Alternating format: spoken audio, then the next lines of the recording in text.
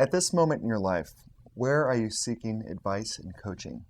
I'm seeking advice and coaching from a lot of my peers, and then I have some higher up researchers that I really admire that I work with.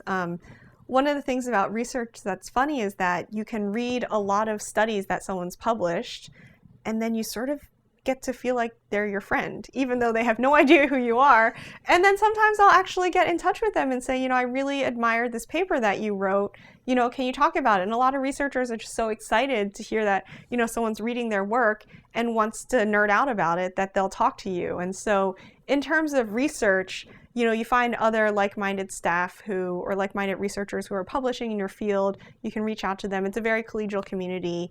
In terms of politics, it's a whole nother ballgame. You navigating the wilds of DC and all the different, there's so many shifting currents in terms of political sentiment that it's just talking with different stakeholders, different interest groups, and finding out like who thinks this, who thinks what, and finding the people who know that are a lot of what I'm working on, like in terms of mentoring and developing myself to become a little bit more politically savvy. So I'm pretty good with the numbers. It turns out people are not numbers, and they have opinions of their own, and so trying to learn how the different opinions get shaped and what people's viewpoints are, and a lot of the history of people's viewpoints is also really important. So talking to some of the old established DC staffers who've been in the town through different administrations, seen them turn over and say, well, they think this way, but a few years ago this is how they've evolved, and learning to see how like their thinking may